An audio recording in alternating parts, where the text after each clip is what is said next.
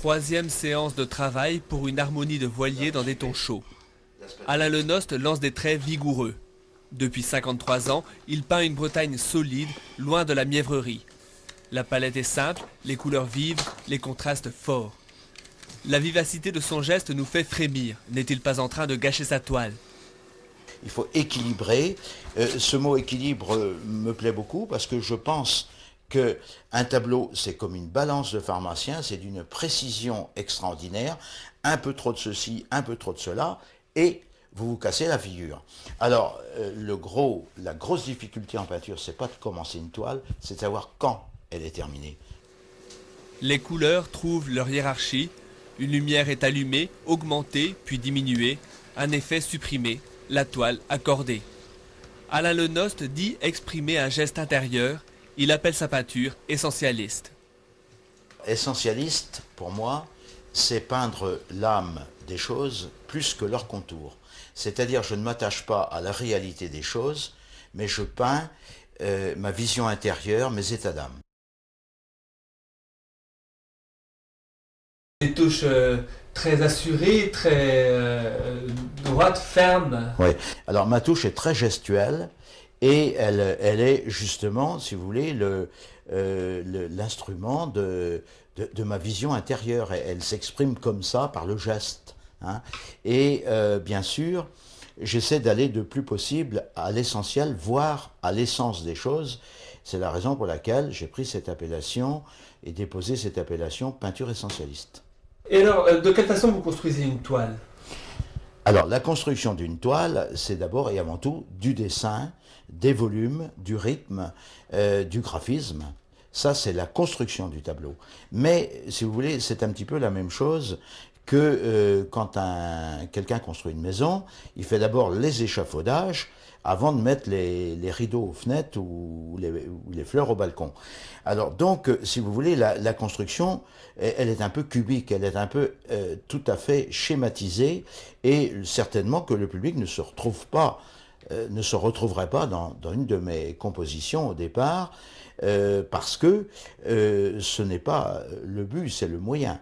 Je pense qu'il faut bien construire un tableau au départ pour être sûr que quand on va ajouter les éléments, je dirais décoratifs, qui sont les éléments du final, si vous voulez, les ultimes touches, il ne faut pas que ça se casse la gueule. Alors pour pas que ça se casse la gueule, il faut que ce soit solide en dessous. Donc je vous disais tout à l'heure, exemple, l'échafaudage, la construction d'une maison, les murs, les choses solides avant. Et vous parliez d'un geste intérieur. Ce geste intérieur, on le tient du début à la fin? Ce geste intérieur, il s'exprime un peu à mon insu, parce que, si vous voulez, si je m'attachais à peindre ce que je vois, eh bien, je pense que ce serait une démarche impressionniste. Démarche impressionniste, c'est-à-dire l'œil voit une image, la transmet au cerveau, le cerveau à la main, et elle transcrit la main. Tandis que moi, je puise dans mon imaginaire pour exprimer ce que je veux faire en peinture. Au long des différentes séances, vous gardez à l'esprit ce qui vous anime? Oui, alors là, la réponse, elle va peut-être vous étonner, c'est pas vrai. C'est faux. Pourquoi? Parce que quand je commence un tableau, j'ai un état d'âme, j'ai un état d'esprit. Et quand je le poursuis au bout de la 3e, 4e, 5e séance, je mets parfois 10 ans à faire une toile. Alors ce n'est plus du tout la même idée. C'est une autre idée. Et on s'en fout. Ce qui compte, c'est le résultat. La palette, on voit, ce sont des couleurs. Il y a beaucoup de couleurs vives, des contrastes forts, et c'est une palette assez simple. Oui, finalement, j'ai très peu de couleurs. Je travaille en gros avec 2-3 jaunes, des quelques bleus, bien sûr des rouges, les couleurs fondamentales, que je mélange et qui me permettent d'obtenir toutes les autres. Sauf quand ponctuellement j'ai besoin d'un certain violet ou d'un bleu turquoise par exemple, alors là on ne peut pas l'obtenir par ces mélanges. Alors là il faut aller vers la couleur ponctuelle. Mais autrement, ça ne sert à rien du tout à un peintre d'avoir 12, 13, 15 couleurs. 3, 4, 5, ça suffit. Alors, il y a une architecture dans les lignes, dans les oppositions de lignes, dans un tableau. Cette architecture existe aussi, ou cette hiérarchie ou architecture, je ne sais pas, existe aussi dans les couleurs.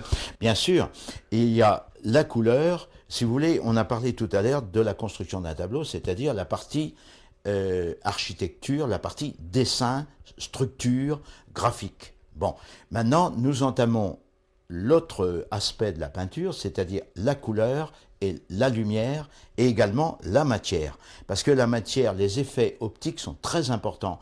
Par exemple, il est souhaitable à un peintre de peindre tantôt avec ses doigts, tantôt avec une spatule, tantôt avec une brosse, tantôt avec, je sais pas quoi, moi, une fourchette, une cuillère, n'importe quoi, tout ce que vous avez sur la main, pour varier les effets optiques.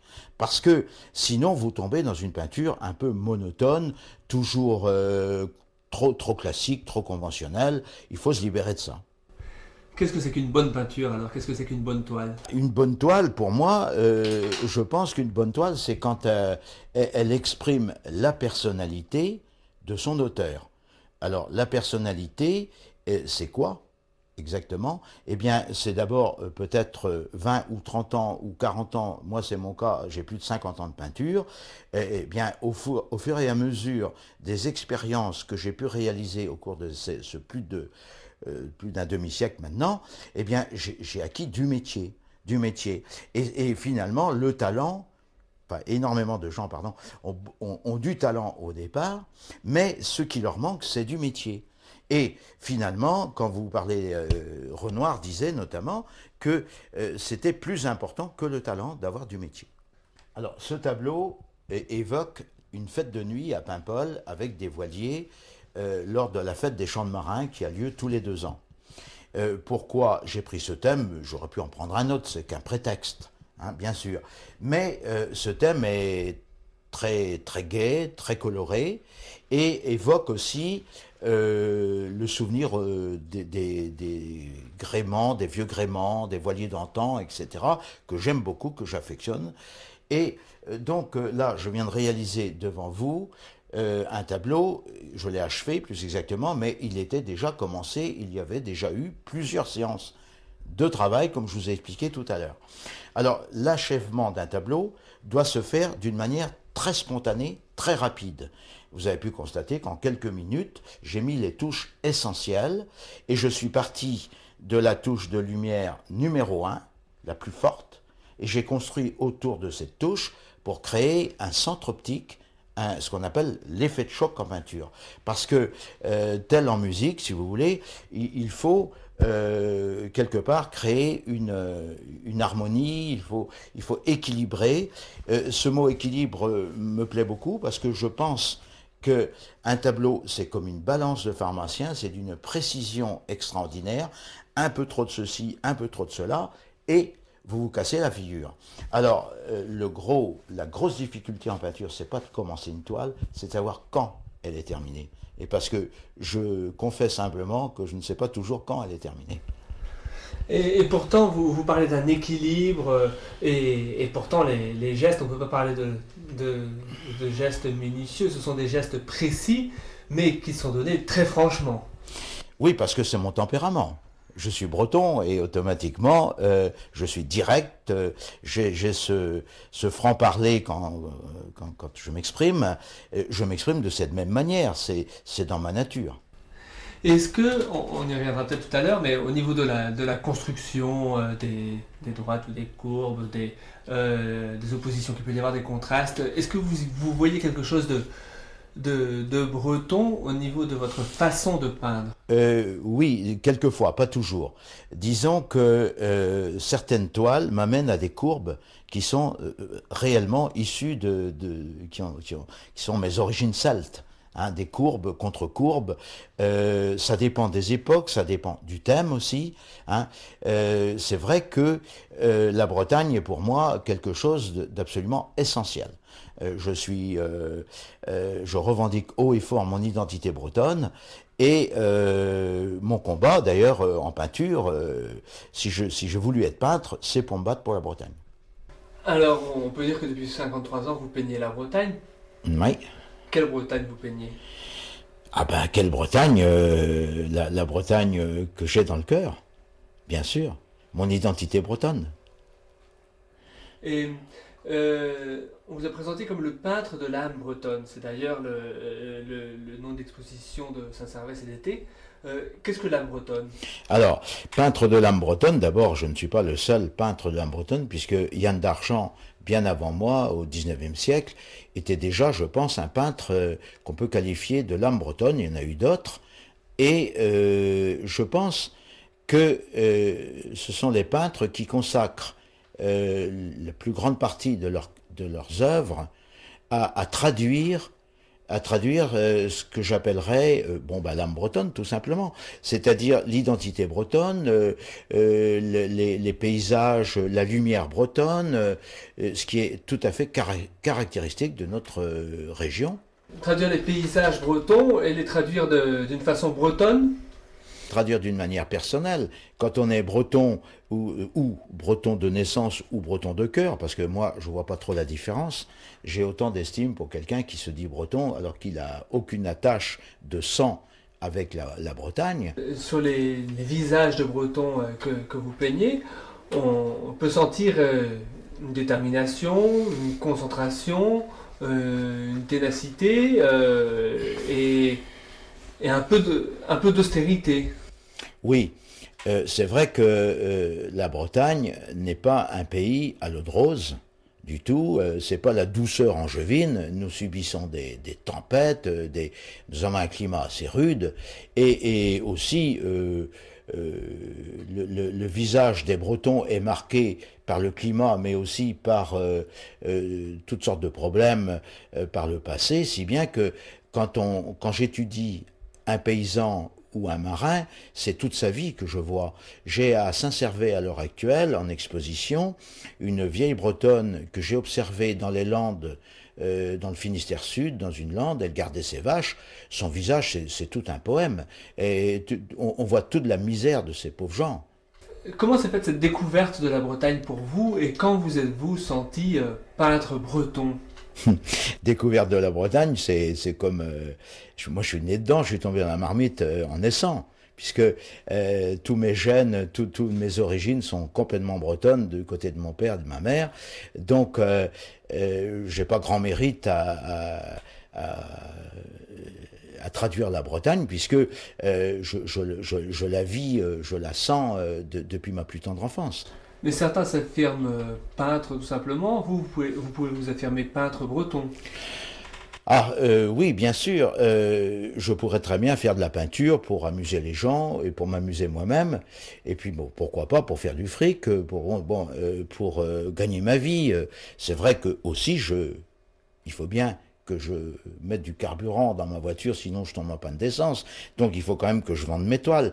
Mais ce n'est pas le but numéro un pour moi. Le but numéro un, c'est, si vous voulez, de réaliser une œuvre personnelle qui est avant tout un hommage à la Bretagne. Ma touche, mon écriture, mon expression est bretonne. Automatiquement, le sujet n'étant, comme je l'ai déjà dit tout à l'heure, qu'un prétexte, que ce soit des arbres, que ce soit des personnages ou des bateaux sur l'eau ou n'importe quoi, ou un ciel breton, c'est toujours de la peinture bretonne, automatiquement. Peut-être une certaine manière de concevoir la lumière qui est, à mon sens, proche peut-être de l'école hollandaise, plus que de l'école française et que de l'école, surtout de l'école italienne. C'est la raison pour laquelle, d'ailleurs, quand je rencontre quelqu'un du nord de la France, ou un Belge, ou un Hollandais. J'ai eu la visite récemment dans mon atelier à Paimpol, j'ai eu la visite d'un Hollandais qui m'a dit, vous savez, vos couleurs auraient plu à Vincent Van Gogh. C'est un excellent compliment pour moi. Et qu'est-ce que ça veut dire pour quelqu'un qui ne connaît pas la peinture, une touche plutôt hollandaise qu'une touche plutôt française? Eh bien, italienne? c'est une manière de concevoir surtout et avant tout la lumière. La lumière et aussi l'expression. Je pense que Bon, je ne sais pas trop bien comment exprimer ça, mais moi, je me sens pas du tout dans la peinture italienne, pas du tout.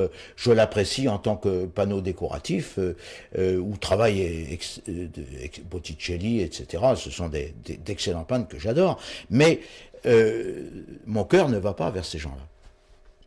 L'identité des Bretons s'affirme par tout un tas de choses. D'abord, par une certaine franchise, sincérité dans l'amitié, je dirais aussi une disponibilité, peut-être une générosité, on le voit à l'occasion.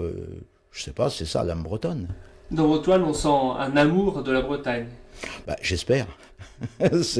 C'est mon but. J'espère. Toute votre œuvre, c'est la Bretagne. Non. Alors justement, il y a 5 ans, exactement, il y a un peu plus de 5 ans, j'ai passé un séjour dans l'Ouest américain où j'ai découvert complètement un autre monde. Alors c'est évidemment le Grand Canyon, Yellowstone, les traversées des Rocheuses en petit train, des choses comme ça, qui m'ont amené à penser que je voulais m'essayer à autre chose. Alors, de toute façon, je n'avais pas le choix. Au ce retour de l'Ouest américain, je me suis mis à peindre l'Ouest américain et à poursuivre mon voyage pendant 1 an derrière mon chevalet. Et quand, à Paimpol, j'ai accroché dans mon atelier en exposition ces tableaux américains, je me suis dit, mais c'est pas possible. À Paimpol, je ne peux exposer et vendre que la Bretagne. Et, très curieusement, à ma grande stupéfaction, ma grande surprise, j'ai fait un malheur cette année-là, parce que j'ai conclu depuis que le public n'aimait pas les tièdes. Vous savez, si j'avais présenté 3 tableaux sur l'Ouest américain, ça n'aurait eu aucun succès. Mais je me suis donné tellement corps et âme dans cet Ouest américain que le public l'a senti et il a adhéré. Voilà. Hein. Alors après, eh bien, il y a eu l'Espagne, il y a eu la découverte des fonds marins, il y a eu, l'année dernière, c'était Santorin, la Grèce, et puis cette année, avec Saint-Servais et aussi à Paimpol, je suis revenu à mes premiers amours, si j'ose dire, puisque je suis revenu à fond sur la Bretagne, mais avec un regard nouveau, un regard renouvelé, par justement mes expériences un peu à l'étranger. Vous savez, les Bretons sont des voyageurs, ils ont tous envie d'aller voir ce qu'il y a de l'autre côté de la ligne d'horizon. Eh bien, moi, je n'ai pas échappé à la règle, et j'en suis très content, très fier d'avoir été voir un peu ailleurs. Quelles sont les beautés de la Bretagne que vous avez donné à voir ou que vous souhaitez donner à voir et comment se caractériserait-elle? Les différents thèmes, c'est-à-dire notamment les monts d'arrêt. Les monts d'arrêt m'ont inspiré beaucoup de toiles parce que c'est très très particulier, cette Bretagne intérieure, mais aussi les rivages en Bretagne, la mer déchaînée à Belle-Île-en-Mer, qu'est-ce que j'ai encore en exposition, le port d'Étel sous une lumière d'orage, toutes ces choses-là, c'est la Bretagne, mais c'est la Bretagne que j'aime voir, que j'aime montrer. La Bretagne, l'âme, comme le geste du peintre, sont à l'intérieur. Peinture essentialiste, c'était peindre l'âme plus que les choses, plus que le contour des choses. Eh bien, là aussi, automatiquement, c'est l'âme de la Bretagne que je peins, puisque ça fait partie de moi-même, la Bretagne.